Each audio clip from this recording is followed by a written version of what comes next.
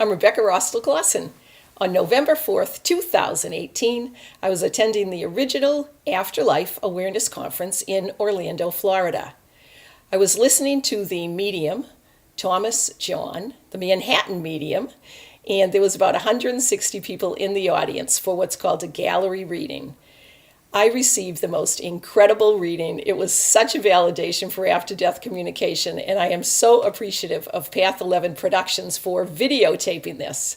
I look forward to showing it to you right now. Enjoy! I also am receiving, there's actually kind of a group of people that have come through here that all go for one person. I just need to see if I can kind of connect here. And I'll just see which is the stronger, and then I'll try to bring through the daughter. So I've got a group of people here. Hold on one second.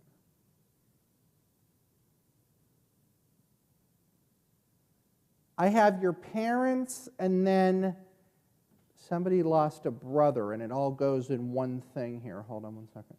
So it would be your brother and...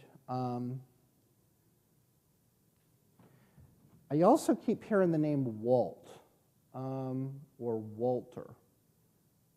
And I have a younger male coming through with that. Let me just see here. But in the middle here, I'm feeling this family here that's come through.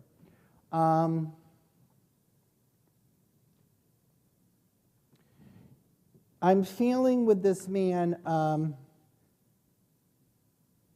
me just... So there's a David that I'm feeling that's come in. And this feels like somebody's brother.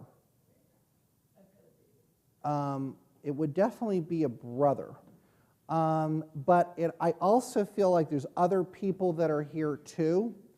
So it's almost like your brother's kind of coming through, and there's all these people with him.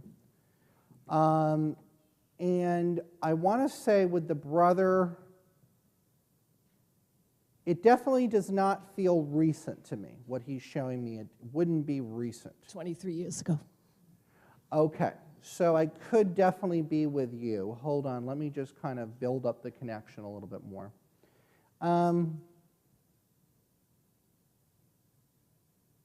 Do you also have Bessie? My grandmother. Okay, like I said, there's this whole group of people here, and they kind of just lined up here. Your brother is the strong, he's the one that's coming through. Now, I don't know, yeah. It's weird because I keep hearing Walt, too. I don't know who Walt would be.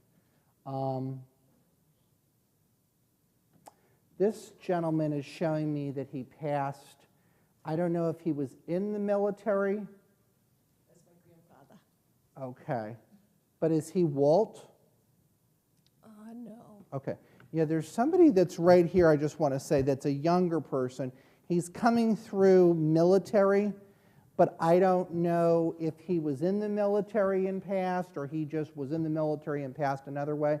But let me just, because I feel like I'm really connected in with you. So you understand, you understand the brother, and you understand Bessie. And your father's also on the other side, correct? Yes, Okay. and so is my mother. Okay.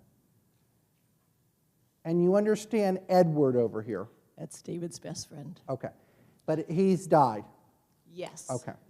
Because it feels like they're coming through, I see them sort of together. They are. So it felt like they would definitely go together. I want to talk about also, too, I'm hearing about this, but I saw from your brother, he was showing me cardinals, okay? Hold on one second. And do you have a connection with your brother with cardinals? Yes. I'm seeing. I'm also hearing from another person who, I feel if this person doesn't go for you, it could be right in that row there, because I'm not sure if I'm still with you on this person. But I have another gentleman here that's come through. he was giving me labored breathing as I was feeling him. He's kind of just, it feels like he has joined with this group, but I feel if it's not, it could be somebody right in that row or right behind you, because I still feel like I'm plugged into that energy over there, but there's a man here that I'm getting. And he's laboring my breathing, so it feels like he would have had difficulty breathing at the end. I'm also hearing the name Stephen. That's my dad. Okay, so I have Dad then that's come through too. Now, would you David understand also there would be definitely a religious, was your father quite involved in the church? He's a minister. Okay.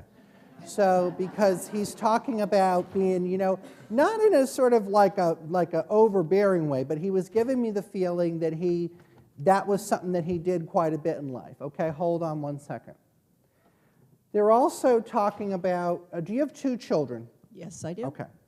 So, okay. Your brother said something at the end happened with his medicine. I'm not really sure Yes. what he's talking about, but there was some sort of like imbalance with his medicine. He couldn't do the medicine, so we went in the ambulance, and he always said when he went in an ambulance, he wasn't going to come back. and Right. that's So just there what was a happened. problem with his medicine at the end. Okay.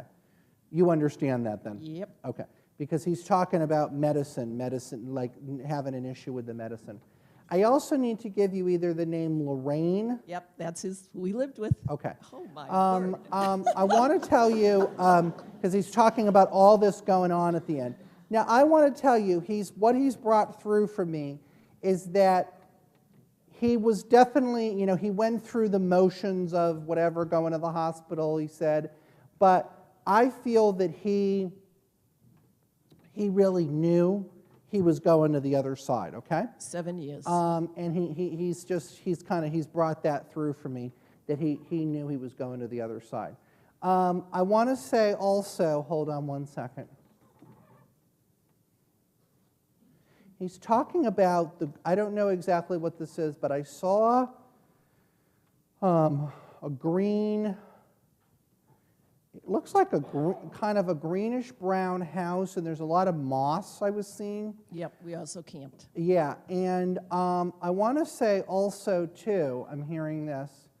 Do you know Abraham? That's my grandfather. Okay, because he's here also. Yay. I want to tell you that your brother, it's interesting because you've got all these people that have kind of come through, but your brother keeps putting himself in front of them. So I want to tell you, hold on one second. He's bringing this through for me that he just is talking about, he said, I'm going to continue to help you. I want you to know I'm going to continue to help you.